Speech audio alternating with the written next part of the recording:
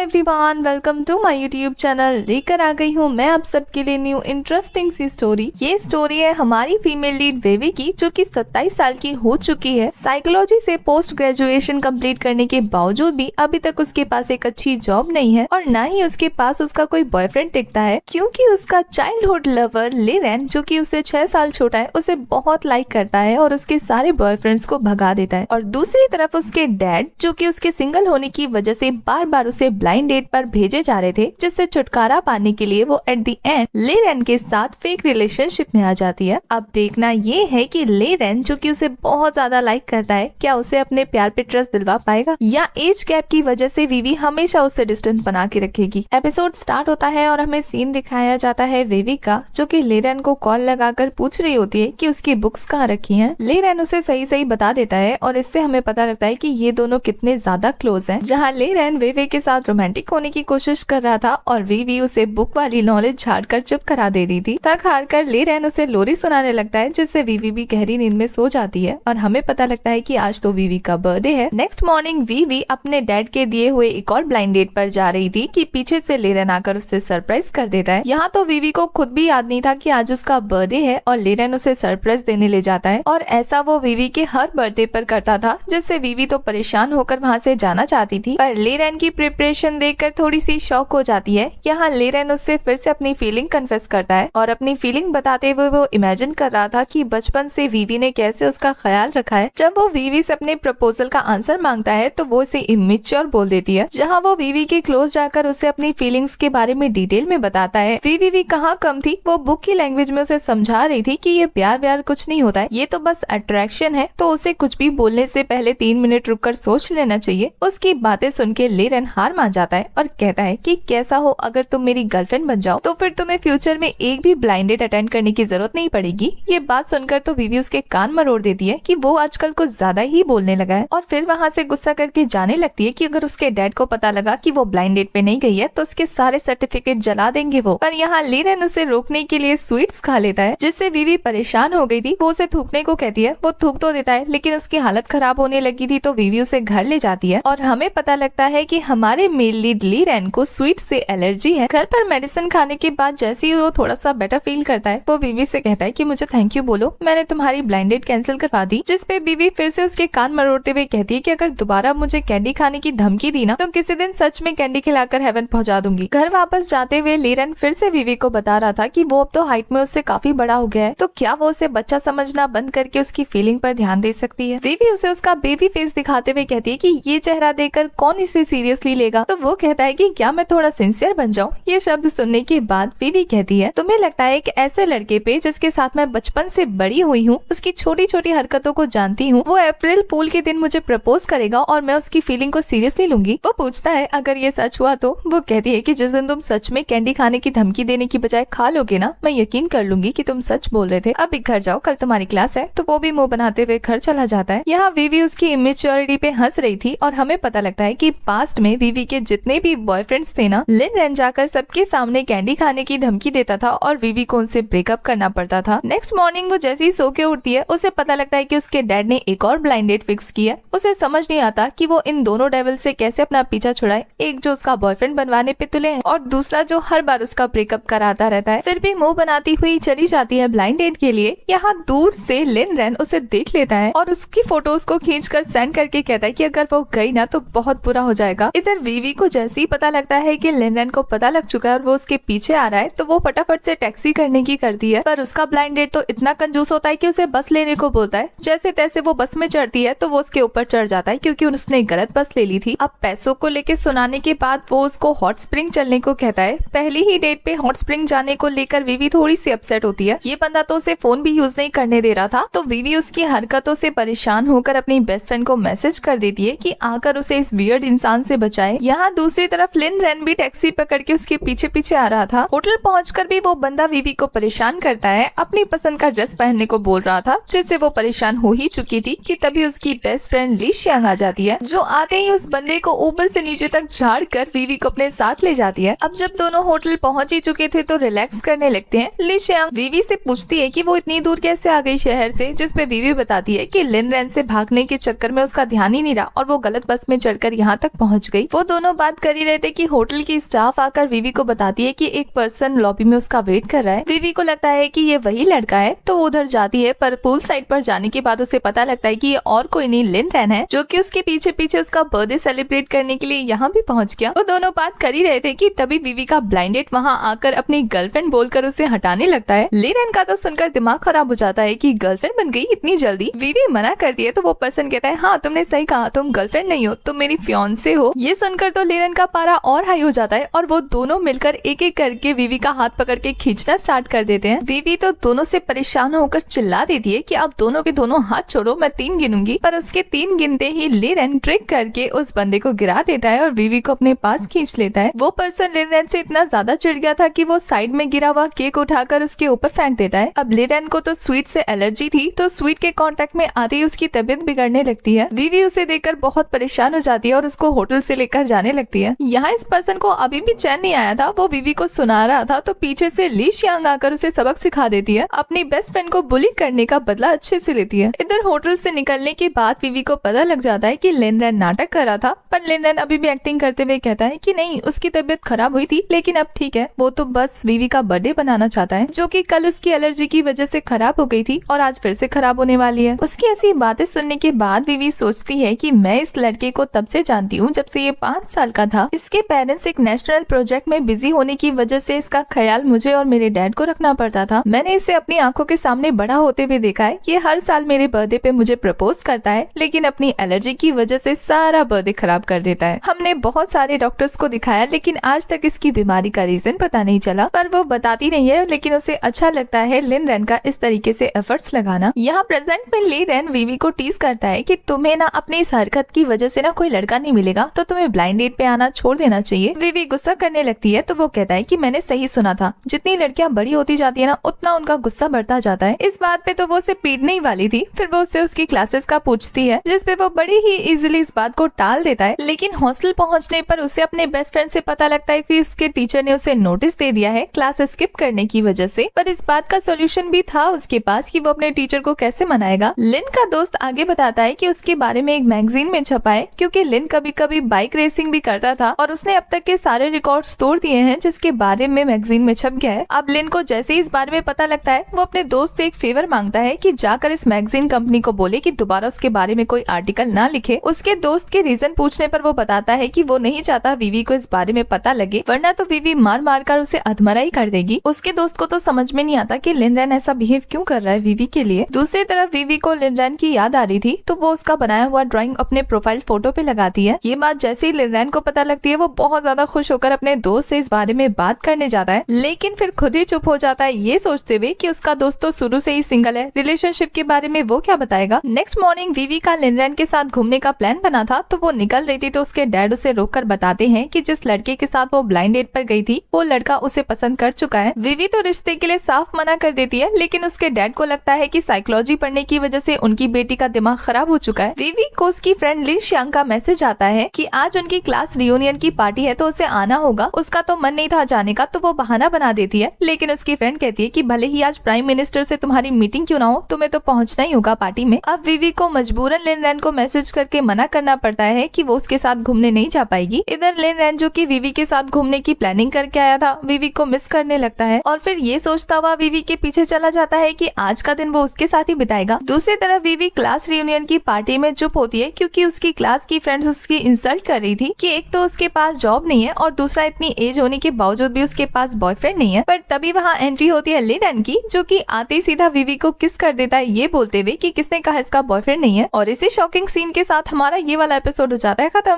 Hello everyone, welcome to my YouTube channel. लेकर आ गई हूँ मैं इस सीरीज का सेकंड एपिसोड, लेकिन अगर आपने फर्स्ट एपिसोड नहीं देखा है तो लिंक डिस्क्रिप्शन में अवेलेबल है। इस एपिसोड की स्टार्टिंग में दिखाया जाता है कि विवी अपनी रियूनियन की पार्टी में देर से पहुंची थी, जिस पे ली शियांग, जो कि उसका वेट कर रही थी, गुस्सा करने लगती है। यहाँ विवी के ओल्ड क्लासमेट भी उसे ताना मार रहे थे कि वो बहुत ज्यादा बिजी पर्सन है, जो उनसे मिलने का भी टाइम नहीं है। दूसरी तरफ विवी को लगातार ली रैन का कॉल आ रहा था, जिसे देखकर उसके क्लासमेट्स समझते हैं कि वो उसके बॉयफ्रेंड का कॉल है। विवी उनकी मिसअंडरस्टैंडिंग क्लियर कर रही थी, ये बोलकर कि लोन वालों का कॉल है, पर ली शियांग झूठ बोलते हुए कहती है कि हाँ ना, इसका बॉयफ्रेंड है, बहुत ज्यादा स्मार्ट। विवी तो ली शियांग की बातें सुनकर खुद शॉक में थी। लंच कंप्लीट करने के बाद ली शियांग एक इम्पोर्टेंट कॉल लेने के लिए बाहर जाती है, पीछे से वीवी के क्लासमेट्स उसे परेशान करने लगते हैं उसकी जॉब को लेकर और उसके बॉयफ्रेंड के बारे में लगातार नॉन स्टॉप क्वेश्चन कर रहे थे, जिससे परेशान होकर वीवी सबको सच बता देती है कि उसका कोई बॉयफ्रेंड नहीं है। ये सुनना था कि उसके क्लासमेट्स उसे और ज्यादा परेशान करने लगते हैं। तभी यहाँ एंट्री हो जाती है हमारे हीरो लिन रैन की, जो कि आते ही कहते हैं कि किसने कहा इसका बॉयफ्रेंड नहीं है, मैं हूँ ना। क्लासमेट्स लिन रैन को पहले से ही जानते थे और वो ये भी जानते थे कि लिन रैन वीवी से 6 साल छोटा है, तो वो इस बात पे वीवी को टॉन्ट कसने लगते हैं कि लिन रैन जैसे छोटे लड़के के साथ वो रिलेशनशिप में कैसे आ सकती है, वो लिन रैन को डिजर्व नहीं करती। ये सुनने के बाद लिन रैन गुस्से में वीवी को किस कर देता है, उन सबको ये यकीन दिलाने के लिए कि वीवी के साथ सच में उसका रिलेशनशिप है। इस घटना से एम्बेरस होकर वीवी वॉशरूम चली जाती है। लिन रैन उसका सामान लेकर पार्टी से ही बाहर निकल जाता है। वॉशरूम में जाने के बाद वीवी वही किसके बारे में सोच रही होती है और सोचती है कि ये गलत है। लिन रैन पीछे से आकर कहता है कि क्यों गलत है, वो उसके ऊपर ही चढ़ जाती है। लिन रैन कहता है कि मैंने तुम्हें बचाया और तुम मुझे थैंक यू नहीं बोल रही हो। वीवी कहती है कि ये बड़ों के मसले हैं, तुम बीच में क्यों पड़ रहे हो। लिन रैन उसे बुढ़ी बोल देता है कि वो इतनी ज्यादा बड़ी है क्या। वीवी का तो दोबारा पार्टी में जाने का बिल्कुल मन नहीं था, तो लिन रैन उसे घर ले जाने लगता है। रास्ते में जाते हुए लिन रैन को डॉग के बाग करने की आवाज सुनाई देती है। डर से उसकी हालत खराब हो रही थी और वो वीवी को कहता है कि डरना मत, मैं तुम्हें प्रोटेक्ट करूंगा। और जैसे ही वो डॉग उसके सामने आ जाता है, डर से तो उसकी जान निकलने वाली थी। वीवी भी उसे चढ़ाने में कोई कमी नहीं छोड़ती और फिर वो याद करने लगती है कि बचपन से ही लिन रैन को डॉग से कितना डर लगता है। पार्टी में ज्यादा ही ड्रिंक करने की वजह से अभी उस पर नशा चढ़ रहा था, तो वो थक कर लिन रैन के कंधे पर सर रख लेती है। लिन रैन तो इसी बात से बहुत खुश हो गया था। बाद में वो उसे संभाल कर घर ले जाने लगता है। घर पहुंचकर उनका स्वागत ये अकड़ू इंसान और उसकी मॉम कर रहे थे। वैसे तो इन दोनों को कोई आइडिया नहीं था कि ये दोनों नमूने उनका वेट कर रहे हैं। थोड़ी देर बाद दिखाया जाता है कि इस नमूने की मम्मी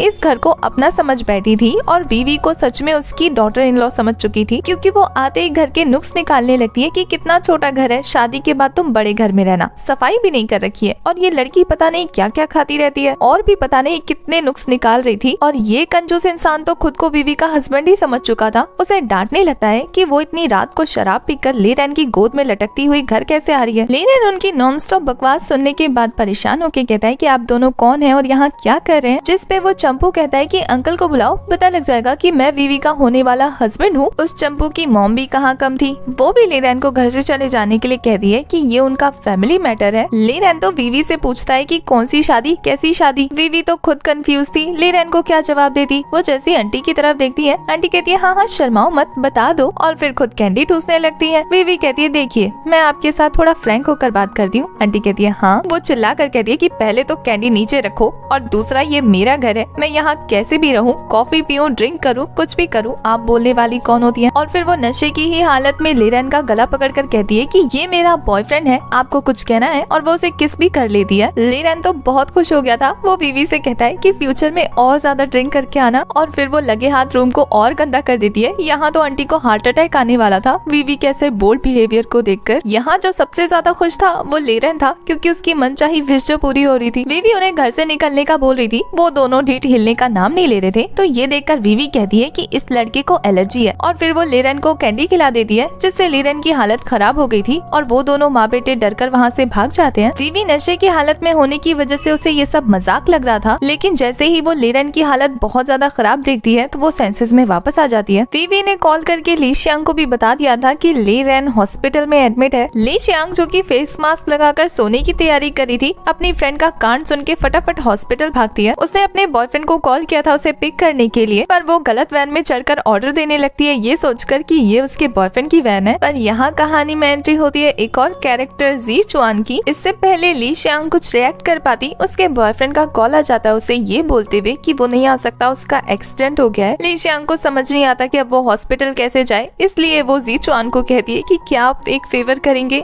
अब जब मैं आपकी गाड़ी में चढ़ी गई हूँ तो क्यों ना आप मुझे हॉस्पिटल छोड़ दो। अब जी चुआन को भी वहीं जाना था क्योंकि उसका कजन बहुत ज्यादा ड्रंक होकर वहाँ एडमिट था, तो इसलिए वो ली शियांग को लेकर चला जाता है। दूसरी तरफ वीवी बैठकर सोच रही होती है कि उसने नशे की हालत में लिन रैन को चॉकलेट खिला कैसे दी। तभी उसके पास एक लड़का आ जाता है जो कि ड्रंक हालत में उसे अपनी गर्लफ्रेंड समझकर परेशान कर रहा था। इधर लिन रैन जब आकर उसे उस लड़के के साथ देखता है तो कहता है कि तुमने जानबूझ के मुझे स्वीट खिलाया था ना, ताकि हॉस्पिटल आकर अपने लवर से मिल सको। वीवी उसे कहती है कि बकवास बंद करके मुझे इस लड़के से बचाओ, ये परेशान कर रहा है मुझे। अब लिन रैन को तो मौका चाहिए था, वो वीवी को कहता है कि जल्दी से डार्लिंग बोलो फिर मैं तुम्हें बचाऊंगा। वीवी मजबूरी में आकर उसे डार्लिंग बोल देती है। लिन रैन को तो अभी भी मजा नहीं नहीं आया था वो और एक बार सुनना चाहता था। वीवी चिढ़कर उसे हेल्प करने को बोलती है और वो एक जोरदार किक जड़ देता है उस लड़के को। इधर वो लड़का वीवी को छोड़ने के बाद ली रैन को अपनी गर्लफ्रेंड समझने लगा था, उससे चिपक जाता है। इधर ली शियांग के साथ पीछे पीछे जी चुआन भी आ रहा था तो उसे लगता है कि वो फॉलो कर रहा है, वो उसे डांट देती है। जी चुआन बताता है कि वो भी अपने कजन को देखने हॉस्पिटल आया है, उसे तो इस कोइंसिडेंस पर यकीन ही नहीं आ रहा था। तभी हमें पता लगता है कि ये चिपकने वाला ड्रंक लड़का और कोई नहीं जी चुआन का कजन है जिसका नाम गुजेन है। जेन जैसे ही अपने भाई को देखता है वो लिन रैन से उसे इंट्रोड्यूस कराते हुए कहता है कि मिलो मेरी वाइफ से, हम कल शादी करने वाले हैं। ली रैन तो ये सुनने के बाद उसे खुद से दूर करके कहता है कि मैं लड़का हूँ, मैं तुमसे शादी नहीं कर सकता, समझ नहीं आता क्या। यहाँ जी चुआन अपने भाई की वीडियो बनाने लगा था और जेन था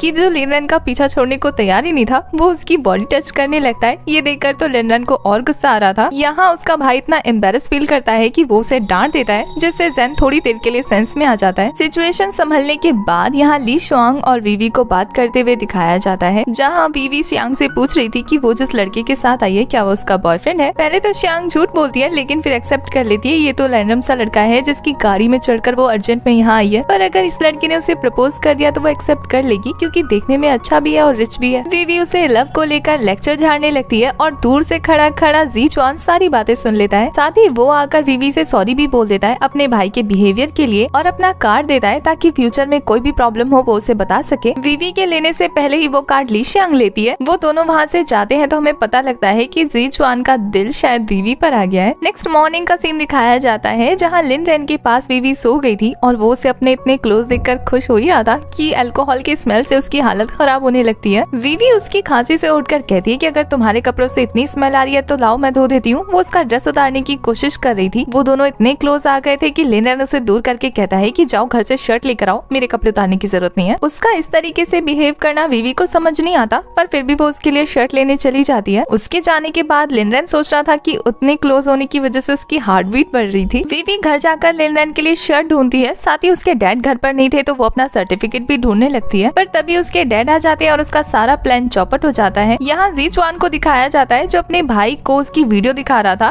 रात वाली हरकत के लिए। अपनी ऐसी बकवास हरकतें देखने के बाद जेन को तो बहुत बुरा लग रहा था और यहाँ जी चुआन ने उसको सबक सिखाने के लिए उसके सारे कार्ड्स ब्लॉक कर दिए थे। दूसरी तरफ ली शियांग जिसके पास जी चुआन का नंबर था वो सोचती है क्यों ना उससे बात की जाए, तो उसे बात करने का बहाना नहीं सोचता तो वो उसे पैसे सेंड कर देती है। दूसरी तरफ वीवी को दिखाया जाता है उसे अपनी डॉक्टरेट कंप्लीट करने के लिए ग्रेजुएशन सर्टिफिकेट की जरूरत थी जो कि उसके पास नहीं था। वो इस बारे में अपने एग्जामिनर से डिस्कस कर रही थी, तभी उसके पास लिन रैन का कॉल आता है जो कि शर्ट को लेकर शिकायत कर रहा था, पर वीवी उसे अपनी प्रॉब्लम बताने लगती है। ली रैन कहता है कि अभी तुम एग्जाम पे ध्यान दो, तुम्हारे 3 एग्जाम कंप्लीट हो जाए उसके बाद हम मिलके सॉल्यूशन निकाल लेंगे, अभी घर जाओ। जैसे ही वो घर पहुंचती है घर जाकर उसे देखने को मिलता है कि वो चंपू उसका वेट कर रहा है, वो भी बहुत सारे गिफ्ट्स के साथ, और इन जनाब की अकल तो अभी भी ठिकाने नहीं आई थी, ये अब भी ऐसा हस्बैंड की तरह ही बिहेव कर रहे थे। ली रैन के लिए रखा हुआ फर्स्ट एड किट देखकर वो कहता है कि शादी के बाद हम ऐसे वैसे किसी को घर में नहीं आने देंगे, ठीक है। उसकी नॉन स्टॉप बकवास सुनने के बाद वीवी का तो सर दर्द हो रहा था, उसका मन करता है कि इसको मारे पकड़ के, पर फिर भी वो खुद को शांत करते हुए उसे मना कर देती है कि देखिए मिस्टर डोंग, हम एक दूसरे को लाइक नहीं करते तो शादी तो रहने ही देते हैं, इसलिए आप अपना सामान उठाइए और घर से दफा हो जाइए। दूसरी तरफ लिन रैन जैसे ही घर में एंटर होता है ना, उसे अपने लिए रखा हुआ एक नोट दिखता है और बहुत बड़ा गिफ्ट का बॉक्स, तो वो सोचता है कि क्या ये वीवी ने उसके लिए प्रिपेयर किया है, कहीं वीवी उसे लाइक तो नहीं करने लगी है। बेचारा सपने बुन ही रहा था कि हमें पता लगता है कि अंदर और कोई नहीं बल्कि गुजेन है। अब ये यहाँ कैसे पहुँचा ये तो नेक्स्ट एपिसोड में पता लगेगा, क्योंकि इस एपिसोड की एक्सप्लेनेशन होती है खत्म।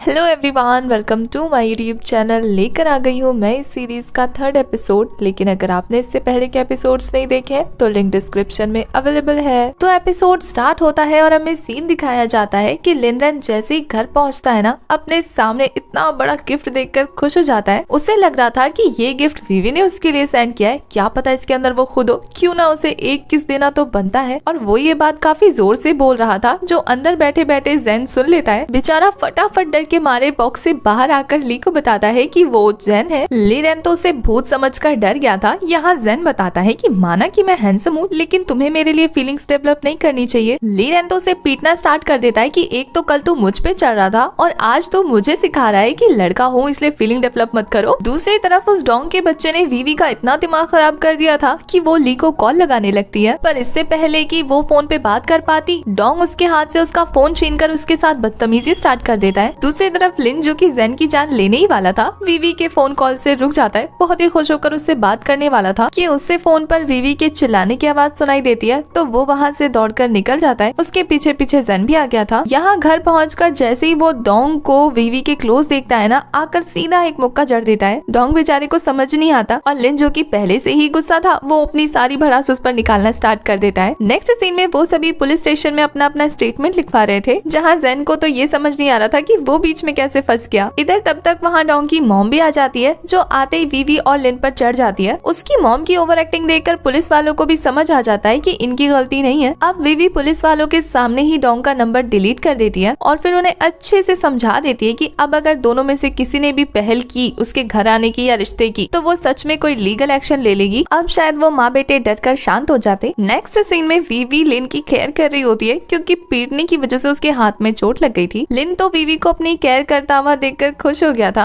और फिर वो वीवी से कहता है कि अब ब्लाइंड डेट पर मत जाना, वरना ऐसे नमूनों का चेहरा देखना ही पड़ेगा। वीवी समझाती है कि उसके डैड नहीं मानेंगे ना, सर्टिफिकेट तो उनके पास है। जिसपे लिन वीवी से कहता है कि अगर वो उसकी सर्टिफिकेट लाने में हेल्प कर दे तो क्या वो उसे बदले में कुछ रिटर्न करेगी। वीवी उससे पूछती है क्या चाहिए, वो कहता है कि डार्लिंग बोलना पड़ेगा, तो वो उसका हाथ जोर से दबा देती है। नेक्स्ट सीन में लिन को दिखाया जाता है, जो कि क्लास में होने के बावजूद भी वीवी से चैटिंग पे बात कर रहा था। उसके टीचर उससे क्वेश्चन पूछना स्टार्ट करते हैं। उसकी हेल्प उसकी क्लासमेट जिहान करती है और जब उसे कुछ लड़के परेशान कर रहे थे तो उसकी हेल्प लिन करता है। देख के लगता है कि वो दोनों काफी क्लोज है। लिन को वीवी से मिलने जाना था, जिसपे जिहान उससे पूछती है क्यों, तो वो कुछ नहीं बताता, कहता है सीक्रेट है। उसके जाने के बाद हमें जिहान की हरकतों से पता लगता है कि वो लिन के लिए फीलिंग्स रखती है। क्लास से निकलकर लिन सबसे पहले वीवी को कॉल लगाकर अपने पास बुलाता है, सर्टिफिकेट देने का बहाना करके। वीवी उससे पूछती है तुमने झूठ बोला ना, वो कहता है नहीं, उसके पास एक प्लान है उसका सर्टिफिकेट वापस लेने के लिए, लेकिन उसके लिए वीवी को कुछ रीपे करना होगा। उसको उसके साथ अम्यूजमेंट पार्क में कुछ मस्ती करनी है। वीवी पहले तो नखरे दिखाती है, लेकिन बात उसके सर्टिफिकेट की थी तो उसे मानना पड़ता है। वो बनी है पहनकर लिन के साथ जाकर बहुत मस्ती करती है। लिन उससे पूछता है कि क्या तुम्हारा मूड ठीक हुआ,